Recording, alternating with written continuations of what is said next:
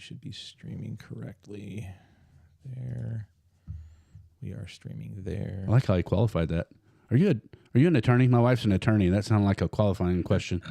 Depends on how things go today. No, I'm just old. I've been around the block. You don't look old. You look my age. Well, I don't know what your age is, but I bet I'm older. Okay. Well, I'm 53. I'll hit 65 in about 4 weeks. Oh, wow. Well, you're doing something right. All right, our Facebook is streaming. I'm going to check our YouTube, verify. I guess we're live now. And we are live. So I will get this going. We'll start out with so it'll blank out. It'll be our intro, and then I'll come to us, okay? Sounds good.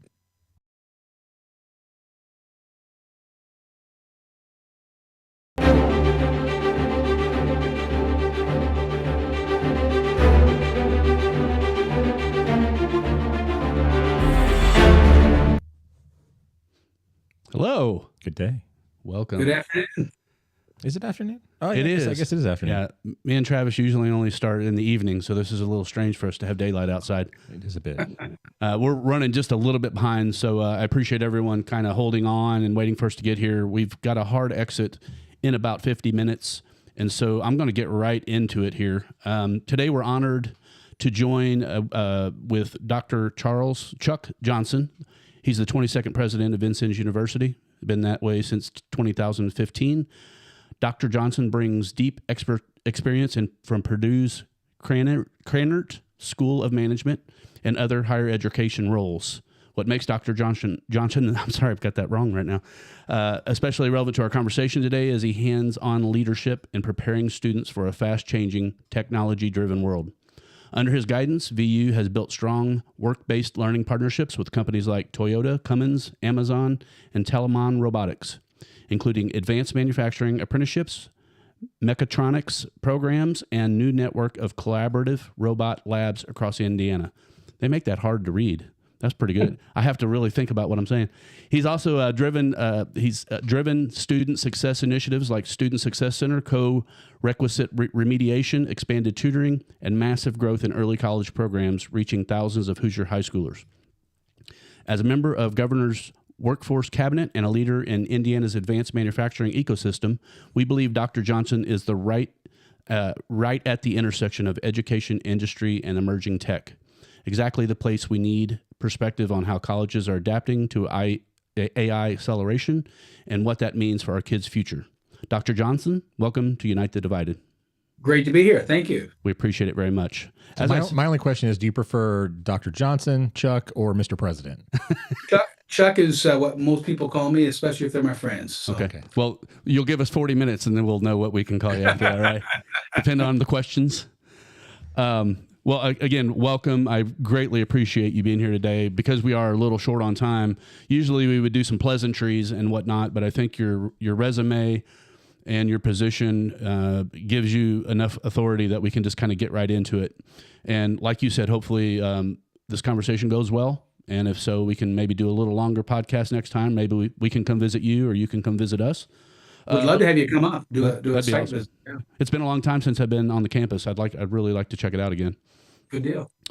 So just get right into it here. So how are colleges making themselves more relevant, affordable, and adaptable in 2026? Well, I think you're seeing a real shift in the way colleges are positioning themselves. Obviously, all of us are concerned, particularly in the Midwest, with enrollment declines and the expected decline in the number of high school graduates who are coming out over the next 10 to 15 years. And so I think you're seeing colleges and universities look for their lanes or their niche that helps them to define themselves in a way that makes them attractive to the audiences they've gone after. I think the other thing you're seeing is increased focus on affordability, reducing student debt, maintaining the high ROI on the investment in college, whether that is speeding the time to degree, whether that's creating pathways that are stackable that allow people to start with a short credential and then stack onto that toward an associate degree or a bachelor's degree or beyond. But I think we're at an interesting time, a bit of a crossroads within higher education, where some of the forces that have been slowly creeping up on us over the last decade or 15 years are going to be accelerating. And it will be, I think, a especially stressful time for a lot of institutions, but a time of great opportunity for those that can distinguish themselves. So, I mean, AI is moving so rapidly, and I guess a lot of the questions that we're getting, it seemed like for a good long while, most young people were kind of going towards college, and that's what we were told. Everyone needs to do it. And for a long time, I've got an education degree myself, and for the longest time, it just seemed like we have too big of a funnel, and it's squeezing out, kind of the same types of products over time. I mean, I know colleges do a really good job of getting kids ready, but it seems like things are really tightening up now. And is college still the smartest path for most kids, or as many kids have in the past, or do we need to do a little bit better job, figuring out what's best suited for each kid, or what, a 2-year degree or 4-year degree? Well, I think you've hit on something, Chad, that is really critical. I don't know that I don't know we got the messaging right the last 40 or 50 years. I think we've sold colleges the pathway, the only pathway, and I think that has really never been the case, but probably oversold that. But I'm also concerned we might be overcorrecting on the other side and making sure, because I do believe this. I think we see the kinds of things that are happening with technology, AI, other changes in our workplace, and we know that skills are important. We also know that those skills are likely best acquired with some post-secondary education of some form, whether that's a degree or a certification or an associate degree or whatever it might be. I think some ongoing training and the ability to kind of refresh and renew and upgrade over time is going to be critical to the future. What I think we need to also peel back on is the idea that you have to be 18 years old and go to college and graduate at 22, or else you're not a success. We've always had, or historically, we've had the I think great understanding that for some folks, it made more sense for them to go to school part time and to get a degree while they were working, or to take their time and get to different levels of degrees. I myself worked my way through undergraduate, master's programs, and PhD programs. Took me a long time to get through all those programs, but I was also able to pay for my way, able to find ways to earn while and support a family while I was doing that. And there's no harm, and certainly no shame, should be placed on the idea that I'm 30 years old when I get my bachelor's degree versus 22. And so I think we've got to take a step back and say there's more than one pathway to get to an outcome that will benefit you, your family, and your career. We offer a lot of programs that start with maybe a short-term credential that will stack into the next level credential that can be paired with a bachelor's degree or beyond. And I think that we've got to get away from this notion that I'm a failure if I don't do it through the traditional route. The other thing I think, and I'm pretty passionate about this, is we've got to be really honest with students and families and parents. We've romanticized this idea of I've got to go to my dream school, and we've somehow given people the notion that if I don't go to this school, my life is not going to be complete, or I won't be able to achieve my dreams.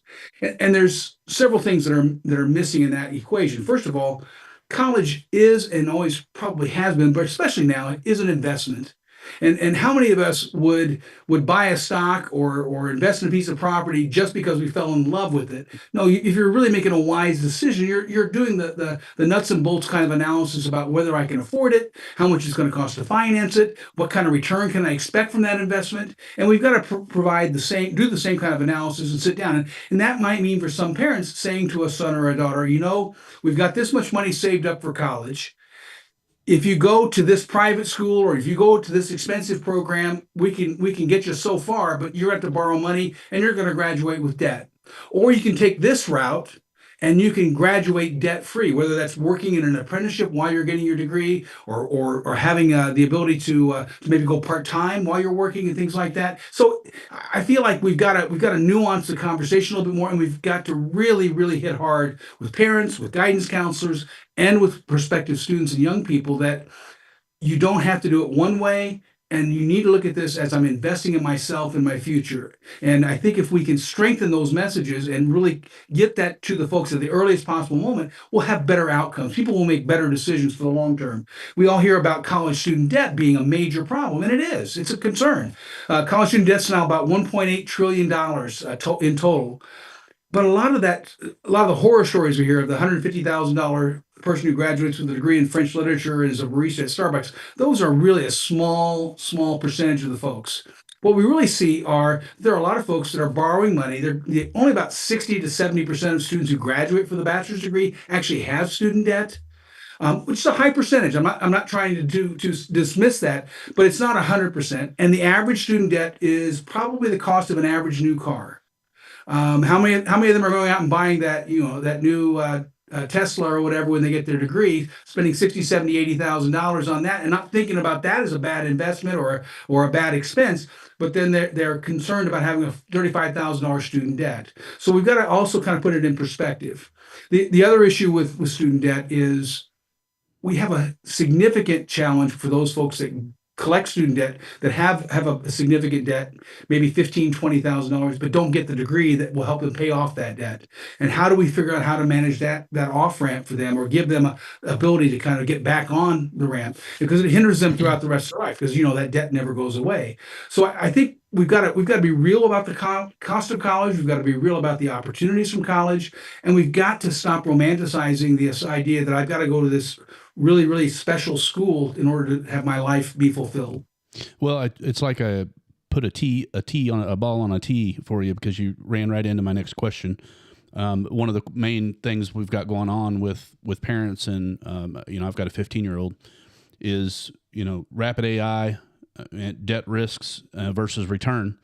And one of the fan weave questions that we've got here is how are you all tracking which degrees are already becoming obsolete due to AI, and tracking the debt risk for vanishing jobs and warning students in real time. So me and Travis and our guests, we always talk about AI just because I feel it's so important. We need to talk about it every week. We need to be talking about it every day, because there's a lot of confusion, there's a lot of fear, there's a lot of concern. And, even with a 15-year-old, I have no idea what it's going to look like when he gets college level. So I feel like, for me, my own personal, being a little greedy here, I got to figure it out in the next few years. Got a little skin in the game, huh? Yeah. I like the gap year. So you kind of touched on the gap year concept.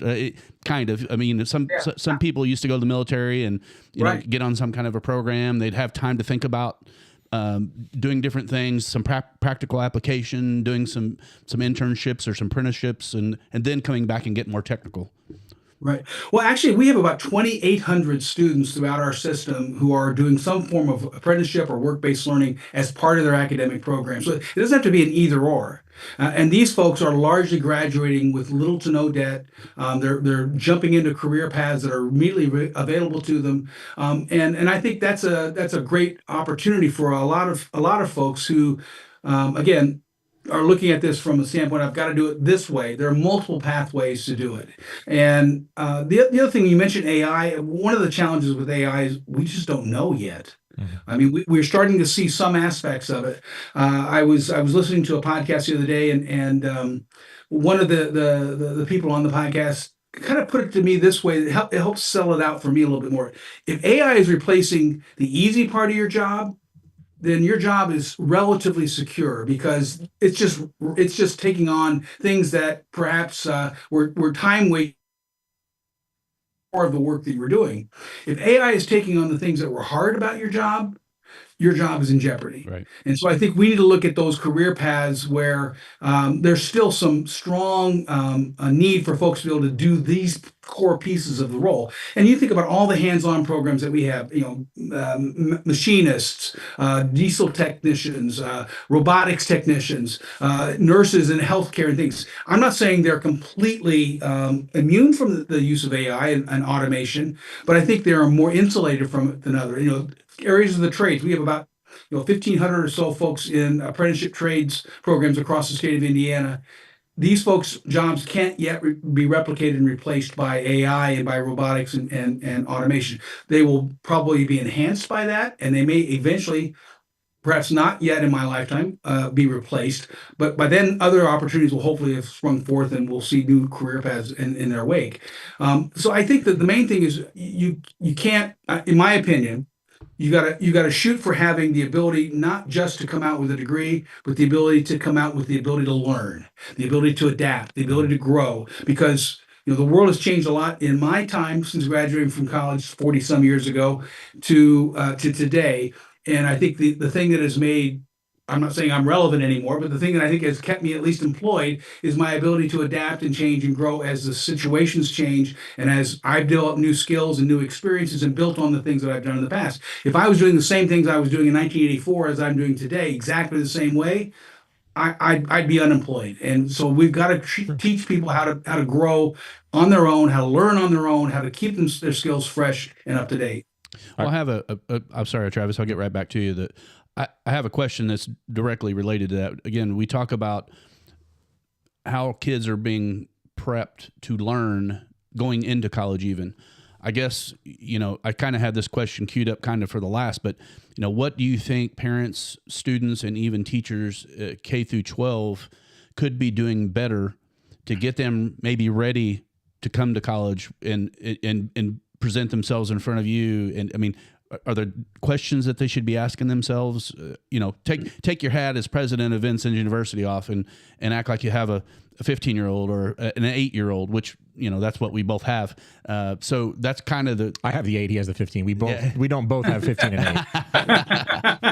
I'm a little older than he is, Doctor. I didn't know if you were co-parenting. I wasn't sure. So my two dads. It's not a my two dads situation. That's not. Well, I have an 8-year-old granddaughter, so there you go. Okay. So I can relate. It's relevant. So I mean, here's the challenge, and I want to be careful here because I have tremendous respect for the K-12 education system and the teachers that work there. I have many members of my family who have spent time, including my own wife, who've taught in K-12 systems over their careers.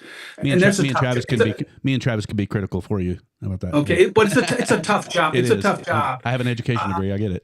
and I think here's what I think, and it's probably not the popular opinion. We put too much emphasis and expectation on the schools and not enough responsibility and emphasis on the parents. Oh, absolutely. I think it's not a school's job to prepare a student for the world. It's a school's job to prepare them to be prepared for the world, to give them skills that they can use. But it's a parent's job. It's the family's job to raise them and to give them all the things that will help round out their knowledge and experience. And we push on education because we can. We don't push on the parents because we can't. But the parents is where the real problem is. Parents are the ones that make sure the student has, prepared to go to class, has done their homework, is up in time to go to school, is ready to do the things they need to do. A teacher can't educate a student who doesn't show up, who isn't prepared, who won't read the assignments. Parents have to be part of that. And I think that's the piece that we've really kind of ceded. We've said, well, we can't do anything about that, so we're going to let it go. And I say this as a parent, as a grandparent, as someone who deals with these situations even at the college level. We're held accountable for outcomes with graduation rates and things. And I've asked people, what am I supposed to do in terms of helping a student graduate who won't even go to class? How am I supposed to educate that student? Our teachers will help them. They'll spend time with them outside of class. They'll do all the things that will help maybe catch them up or give them the extra support that they need. But if the student themselves won't reach back and take the hand that's being held out to them, how are they going to be successful? And how are we going to hold schools accountable for that? I'm not saying there aren't improvements that could be made in school, aren't saying the things that we could do better. But we kind of box schools in with all the ways that we assess their work and their students' work. And we don't really spend enough time kind of really taking a step back and saying, are we teaching the things about knowledge? Are we teaching things about developing the way to think and the way to view the world? We've been involved with rolling out about 15 or so design and innovation studios around the southwest corner of the state. There's now about 45 of them in southwest Indiana, and we have our own training studio on the Vincennes campus. They're focused on K through 8 students. They're introducing robotics and electronics and 3D printing and different circuitry and things like that, programming. All these things that we know are kind of critical to the STEM foundation that's needed. Mm-hmm. But you know what the most important part of that is? Teaching students to work together, to solve problems on their own, to ask questions, to test and measure the results and go back and test again and find out. That's what we need. And we need the freedom to not measure that on a standardized test that gets held at the end of the year that frankly just doesn't measure the true things that we're trying to develop in these young people. I look at my granddaughter's curriculum and there's a lot of time spent on language arts, a lot of time spent on kind of rote things that we want students to master, but is it really moving us ahead, or is it just setting those students up for failure when they get to a place where the rules aren't written AI is going to rewrite the rules for them. So how are we creating an environment and a population of students who are prepared to think for themselves, to creatively problem solve, and to look at the world perhaps without having a rule book to play by? I think we're going to get along just fine. There are a lot of coddled kids out there. Yeah. And I'm a helicopter parent. So, I mean, I'm going to say, I'll attest to the fact that I didn't have her till I was, I don't want to say how old I was, but I was older, we'll say. You've got gray in your beard. I think there might be a little dark every once in a while, but it's mostly white. And so I get that, but yeah, we definitely you got to take the time and the teachers. So his son goes to private school. My daughter, we tried the public school system. For 1 year, it wasn't for us. So we went to a private school, and they actually ask of us though. They say, they'll send us every week. We'll get kind of a summary. Hey, this is what we're going to do. We need you as parents to spend time on the iRead practice or on the spell or what. And she's only in second grade, so right now it's not near as in depth as it would be probably for Chad over there. But they do at least ask us of that. So, but I agree with you wholeheartedly. There's way too much, not only coddling, but I think there's a lot of just giving into. Every child gets to have a say. I remember when as a child, I didn't have a say. I didn't, Right. Do this now. Yeah. I mean, I didn't really I don't really feel like this is my safe space. I'm going to need to be right here, whatever it might be. No, like you do you get it done. And there may be a middle ground there that we should probably reach, not necessarily just always tell them what they're going to do, when they're going to do it, and how they're going to do it. Like you do need to let them kind of grow a little bit, but right. But I think we've gone too far the opposite direction. But what I was going to say a little earlier was about AI. So I am in AI. I'm actually a software and AI developer for a company here in the Evansville area, and I really like how you put. I've actually never heard somebody say, if AI is going to replace the easy part of your job, you're okay. AI is going to replace the hard part of your job, there may be a problem. I actually really like that. I've never really heard that before. And it's somewhat true. The system we're creating can pretty much do anything that you could do on a computer. So if your job is computer-based and I don't want to say redundant, repetitive, then those systems are already pretty much available, and I'm developing one of them. So I mean, but I do like. So I did mostly what I wanted to chime in and say was I like that little blurb there. I think it's a very good way to put it. Well, real quick, Dr. Johnson, I sit down with a gentleman named Dr. Roy Arnold a lot, and we talk about medical stuff. And he and some of his friends do believe that their fields are going to narrow pretty rapidly. Radiologists, when AIs can look at documents and overlap things and see trends and patterns that human eyes either can't see or don't see consistently. I mean, and I know that's probably, I don't know that you have any pre-med programs, so it's probably not up your alley. But I guess my point that I'm trying to get to, again, this is more relevant for Travis than it is for my son, who's 15. I don't think we have the time or the political wherewithal to force the system to adapt as quickly as it needs to get to the point where I've tried to talk to local K through 12 people, have them come to the forefront and talk about what is happening, because I feel like your position is what high schools should have right now. They should be thinking of things just like that, not we're prepping people to go to college, because right. I think that window is narrowing, and there's going to be more of a need for Vincennes University. I think the trades. Trades absolutely. Trades absolutely. I'm just saying for the general, I don't know what percentage of population that we've always pushed just to go to get the 4-year degree. It just seems like 4 years from now, that's forever. We need to be talking to these younger kids now. Well, I agree, and I think what we've got to be careful is not to prescribe a pathway, but to describe an endpoint or a starting point, right? We've got to say, okay, you got to be prepared to get here at some point in your career, or you're not going to be relevant, you're going to be obsolete. And that could be when you're 20, that could be when you're 30, that could be when you're 35, but understand what you're doing and how you're getting there. And that gets back to how I'm paying for college, how I'm pursuing it, the relevance of what I'm learning to what I'm doing now. There's great value in kind of that episodic learning. And we do a lot of programs, a great program with Cummins that the folks come to us from all over the United States. They're learning about power generations systems and how to support those. And they come to campus for 3 or 4 weeks at a time. Then they go out in the field for 2 months months at a time, and they apply the things they just learned in that lab and in those classrooms. And they're staying connected through online learning and things in the process. But the idea is I learn, I apply. I learn, I apply. I test, I learn, I apply. And that to me is a great iterative model that you're not just focusing on 16 weeks of book work and lab work, and then you move on to the next semester. You're actually seeing, am I getting it? Am I using it in a practical way? Do I need to upskill in this part or that part? You get real-time assessments when you're doing it for a work. And so I think we've got to figure out how to blend those worlds a little bit better. I feel like VU is doing a great job of that with our partnerships with industry. And I think more of that will happen. I'm concerned a little bit about how it happens at high school, because I don't know. I applaud and appreciate the goal that we're trying to accomplish. I just don't know if it fits in the high school model as well, partly because of maturity. I think there's a reason why you have to be 21 to be a police officer in Indiana, and I think that's a good reason. I think there's a reason why you probably might hire the 22-year-old over the 18-year-old for certain roles, even if their skills might be similar. Maturity plays a role.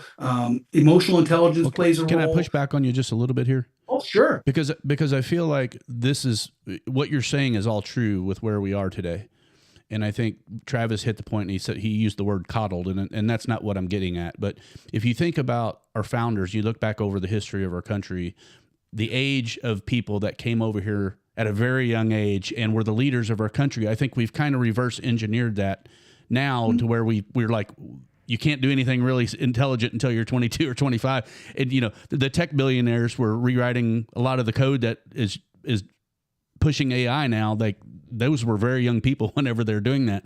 So I think, and I'm not saying all kids are created equal and whatever, but I just feel like we need to question our assumptions at all levels. And especially when we're talking about educating kids that are all different. We all have unique abilities, and they all have unique abilities. And I just want to be a little, cautious to say, our kids aren't able to do such and such until 22. And I'm not saying that's what you were saying. I'm just, I want to challenge the paradigm and challenge our own thinking whenever we're talking about stuff like this. Well, I appreciate and understand what you're saying. I agree that we have folks that are at all different levels and capabilities and maturity levels. I think as a society, and whether this is because we've coddled them or because as a society we've matured in a way and we've maybe changed the maturity curve. And as an old guy, I think I can say this reasonably well. I think that when I was 18, I was at a different maturity level than most 18-year-olds are today. Same. I think that they may be smarter. They probably can do a lot of things that I could never have done. He can fix my phone. He can fix my phone. There, And I can't. there you go. There you go. But I think, and then what I'm not talking about is intellect. Although there's certainly some evidence to suggest that frontal cortex isn't fully formed at about 25. But I think if you look at the society we have today, and I think that we need to make sure that we're giving folks time to catch up in their maturity along with the intellect and the skills that we're developing.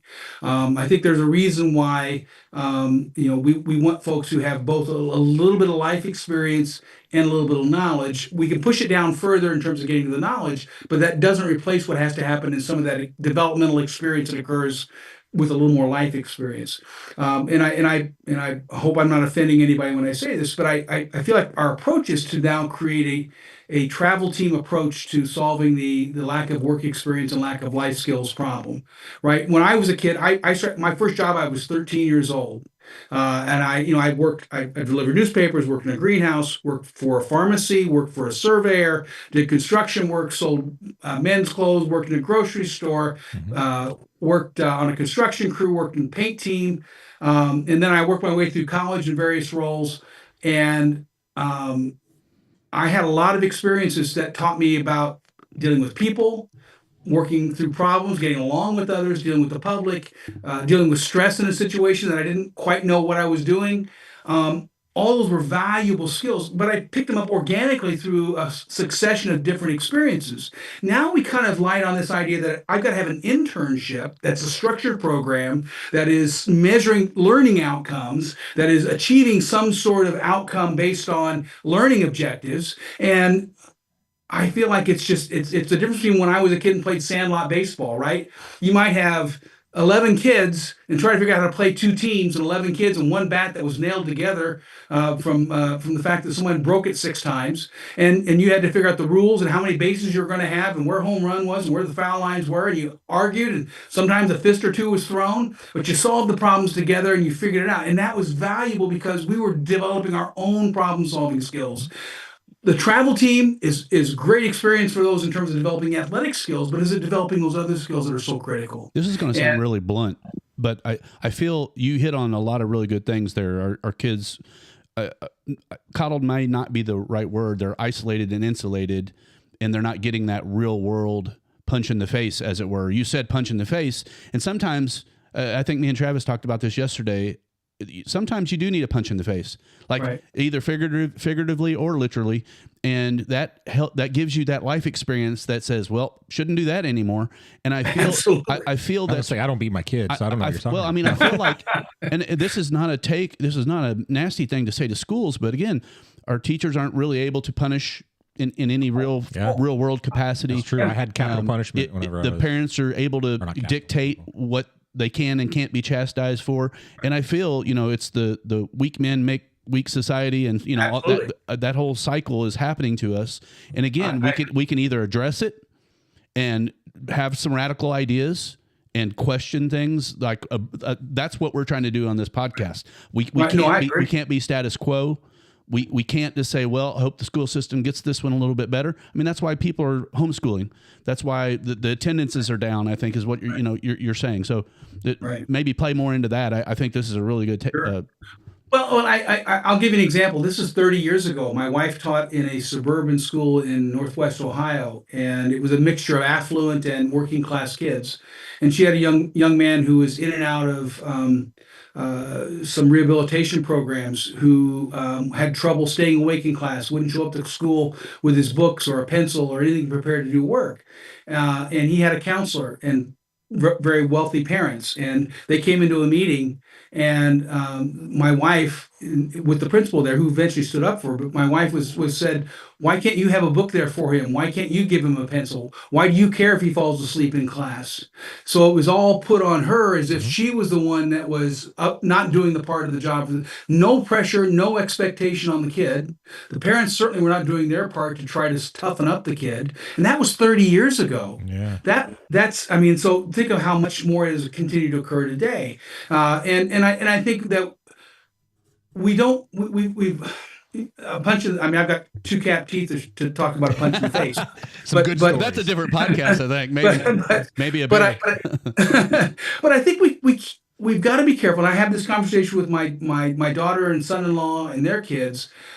It's okay for kids to not like something, or to be unhappy with something, or to be disappointed. It's okay if they cry if you say no. It's okay if they want to do something different, because you're teaching them that life isn't always going to go their way, and they're not always going to get everything they want. And you've got to teach that lesson early, because it really comes back to play later on when they are faced with that first big disappointment or that first big challenge at 24.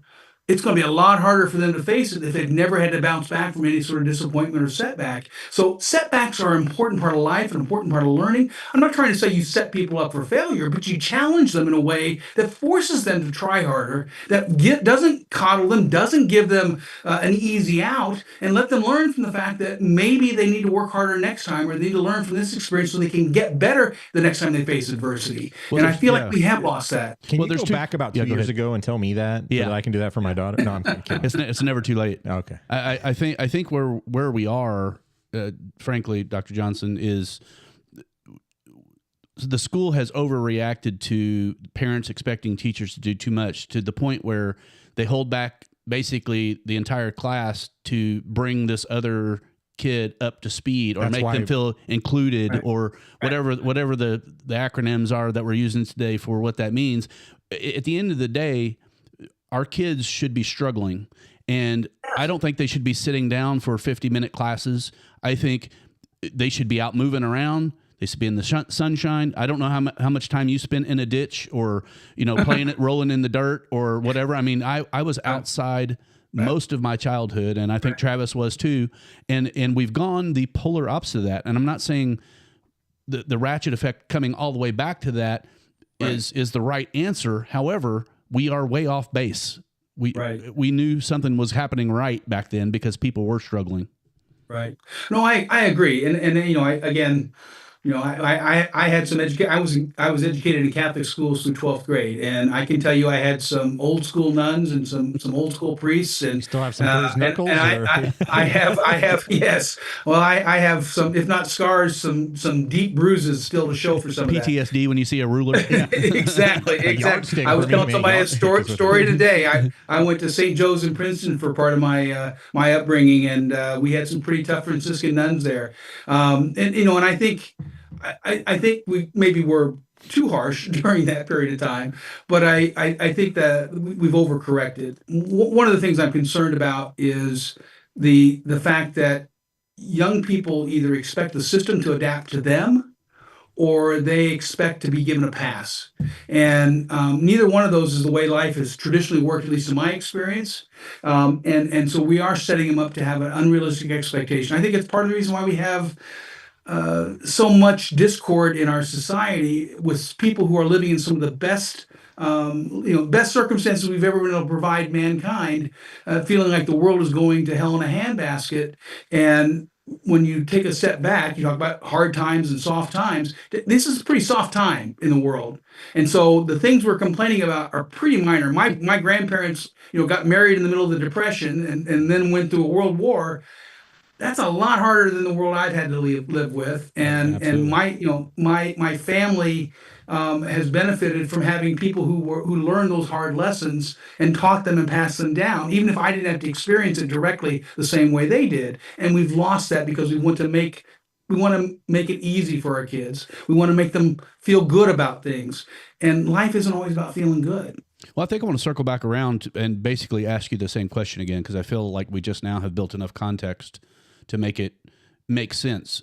If you had your kids right now in this day and age, knowing what you know, being in the positions that you are in, what radical ideas should parents adopt to, aside from taking kids out of K through 12 and homeschooling them, what experiences should our kids be forced into in some way? I mean, so one of two things is going to happen. Either people are going to pull themselves out of a bubble, or the bubble's going to burst. And so, when's the best time to make it uncomfortable?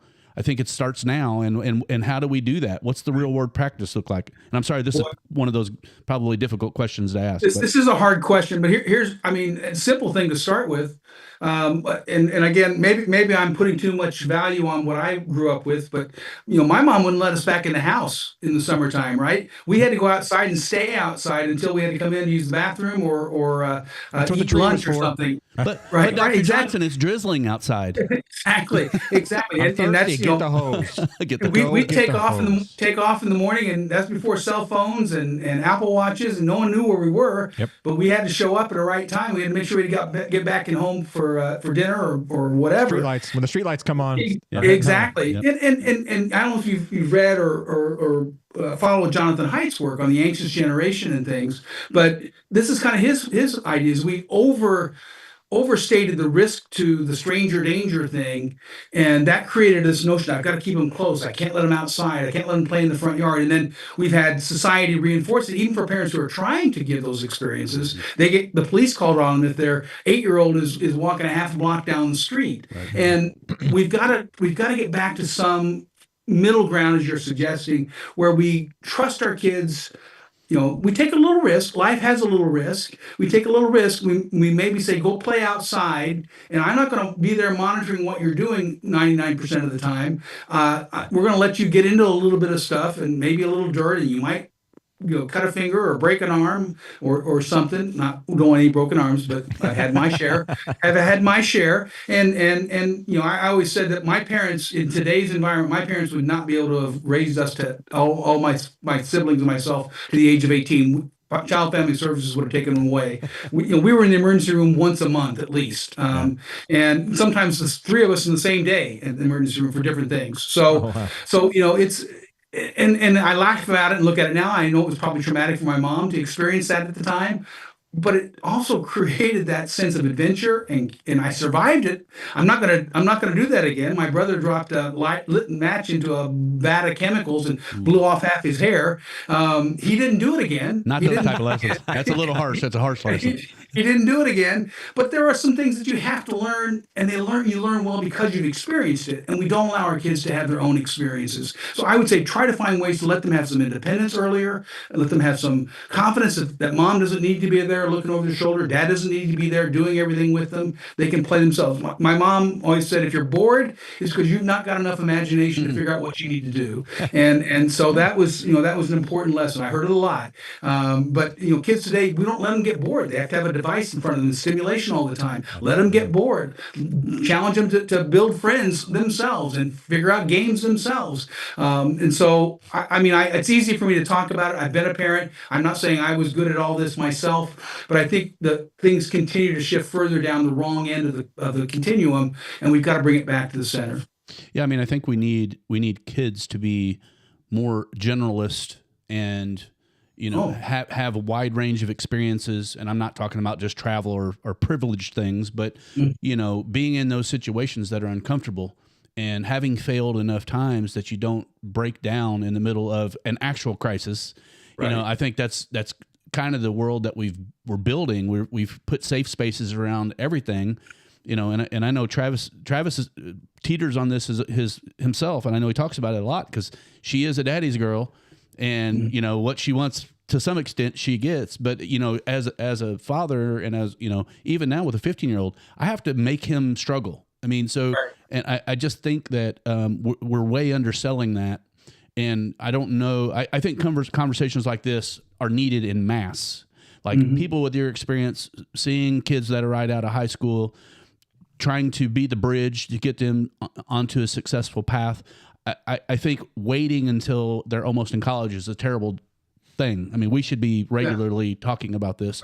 Right. Our public school systems, they've had access to the internet since the beginning of the internet, and yet they don't have any type of programs that they're communicating with parents about what's going on and how we can make a stronger group of kids. I just feel like we're way underutilizing the technology that we have. And I just want to thank you first and foremost. We're kind of running short on time already, but for bridging the gap here, and I hope that we're able to do it more. And the goal for me is getting parents in all communities to hearing the messages that you're bringing, because you're bringing an old school perspective to some new world problems that we have going on. And I think without the old world experience, it's going to be really difficult for some of these kids. I think so. And it means for parents, they have to kind of suffer through some of the anxiety they feel. Yeah. That's part of it right now is I feel anxious when I see my child unhappy or crying or hurt. I don't mean physically hurt, but that anxiety is ours. That's what we're doing to ourselves. And so we've got to figure out how do we manage that so that we don't immediately jump in and rescue. And I think that is a tough thing. It's not easy. And, maybe because my mom and dad cared about us, they loved us, but sometimes it's like figure it out yourself, buddy. This is your problem, not mine. And I think that was an important lesson. And the world somehow didn't end because I didn't get what I wanted, or I was hurt by the guy next door who picked on me and said things I didn't like. I somehow figured out how to get beyond that, and I learned that I can survive. And if I learn I can survive, then I learn I can survive other things that set me back. Yeah, so before we wrap up here, I don't know if anyone has chimed in with any questions. No, not live. No. Okay, we had a bunch of them that we addressed prior to. I guess we're normally an evening show. I haven't paid too much attention to Vincennes of late. I did some research leading up to this.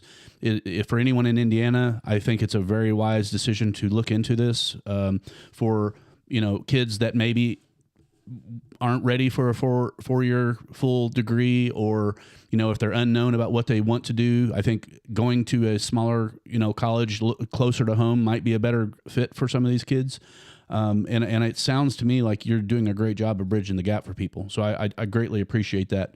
We've got about 5 minutes left. So is there any kind of overarching thing that you want to leave with people, not only just people that are potentially going to think about going to Vincennes University, Sure. which is the oldest university in the state of Indiana, by the way, 1801. Absolutely. Is that right? 1801. Yeah. So that's just really In impressive. Michigan, Wisconsin, or Minnesota. So, because when Indiana was a territory is when we were founded, and included all those states. So, so we can lay claim to be pretty old. Wasn't But being Vincennes the old doesn't original capital? get you very far. Pardon me? Yes, Wasn't it Vincennes was. the original Yeah. capital? Yeah. It's the original territorial capital. Yeah. So, but being old isn't what we take the greatest pride in. It's being innovative and keep staying relevant for 225 years.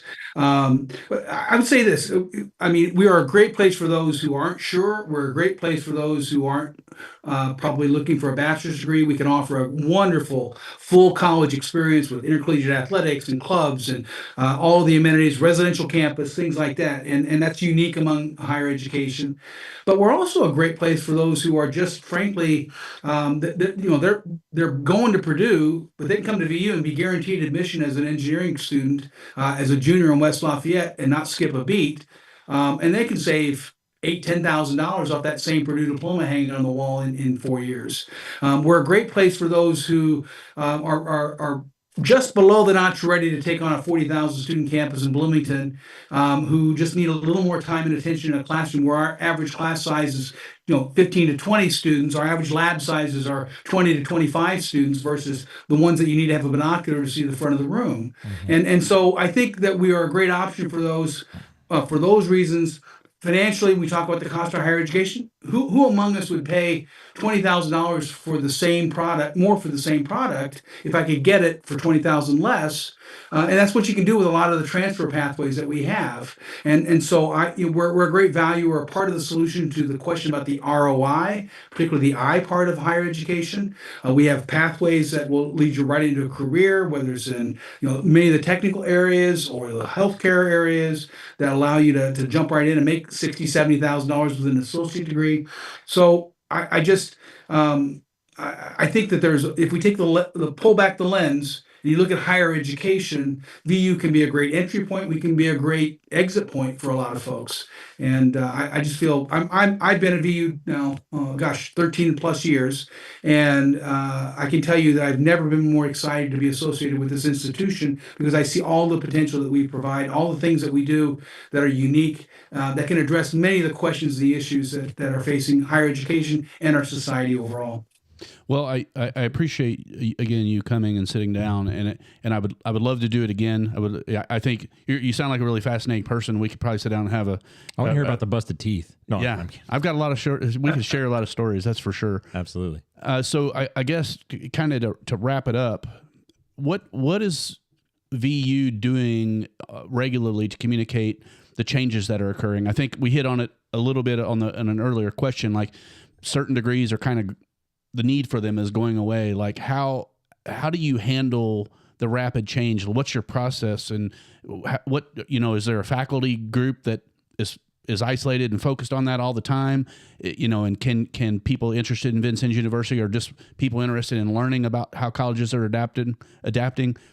Are they able to see that through you? And if not, I'd like to bridge a gap and say, if you have anyone on your faculty that would be interested in having a regular conversation, and I know you're probably super busy, I would love to open up myself to be a resource to that, and at least to get some voice. But anyone can do a podcast, so you guys can do that on campus. You don't necessarily need me to do it. Well, you need to come up and do a remote, and we can take you into some of the work we're doing in some of our facilities and labs. We just opened a brand new $35 million health sciences facility, state of the art. If you've not been on campus in a long time, I don't know how long it's been, but if you've not been on campus in the last 10 years, you'll see a changed landscape. And I think some of the best infrastructure, and frankly, now one of the most beautiful campuses in Indiana. And I'd welcome you to come up. We've got a production studio, or we've got a TV radio station. We can set you up in one of those spots and let you use the green screen and everything. Wow. And I'm gonna have to learn something, Travis. No, you won't. You'll just make me learn it all. That's what you do now. Well, we can be the production team for you at that time, Travis. You can kind of relax a little bit. But I think you'd be amazed at the totality of the experience that we offer. We do pay close attention to the curriculum and the catalog that we have. We have processes where we're constantly, we're taking programs offline. We're reinventing programs. We take programs offline and bring them back as needs come back. We just relaunched a paramedic program in Du Bois County with our partners there that had been offline for about 10 years because we met the demand at the time. But we know that some programs are going to you're going to reach a period of cyclicality where there's now a need for it. And we brought it back up quickly and did things like that. And I think that's where VU is perhaps a little better than some other institutions, is that I think we're more nimble. We're a little quicker to act. We're a little closer to the ground of what's happening in industry, a little closer to the ground of what's happening with students.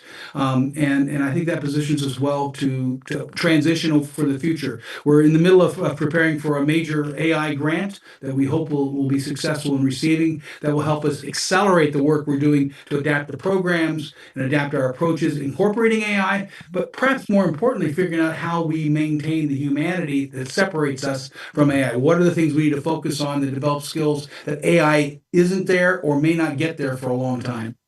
Well, that's perfect. I think you just summarized where we are today. And I again, just want to thank you so much for taking time out of what I know is a busy day. I believe, based on my experience with what I've read about you and now speaking with you, Vincennes University is lucky to have you. Absolutely. And I appreciate the fact that you're passionate about this conversation. Even you agreed to it and you came in ready to talk about it. And I feel like our next conversation, we might be able to talk, have some slightly more difficult conversation. But I mean, again, I think that tests the resolve of a university, of a company, of a family, to, if you can take the, and address the serious problems and the serious questions, you're being honest with people that are around you. And I think you're the type of person that would do that. I appreciate it. Well, I probably am not as politically correct as I need to be, and I'm certainly not as smart as I should. You would not have been on this program, probably. If you were politically correct, we wouldn't have reached out. But I agree with you. We've got to make some hard choices now. We're a spot of our own making in some ways, but some of the stuff that we're facing, we've got to adapt and be prepared to move quickly, or else we are going to become less and less relevant. So, and I'm not talking about education. I'm talking about us. So I appreciate it. Dr. Johnson, I appreciate your time, sir. Thank you to everyone that tuned in on a special broadcast today in the middle of the day. If you didn't get to watch live, obviously this will be on Spotify, Rumble, Twitter, Facebook. What did I leave out? YouTube. Yeah, so it's on all the major platforms. The magic platform. Take a ride on the magic school bus. Yeah, and again, if you're tuning in, I think giving Vincennes University a second look or a first look would be in your best interest. I just think I'm very appreciative for what you guys are doing up there. Thank you, guys, and you're welcome anytime up in Vincennes. Be careful because when we come up there, we're going to be up there. I don't make hollow invitations. So. Fantastic. I appreciate you, sir. Thank you, guys. See you appreciate soon. it. Take care, everyone. Love you guys. Bye.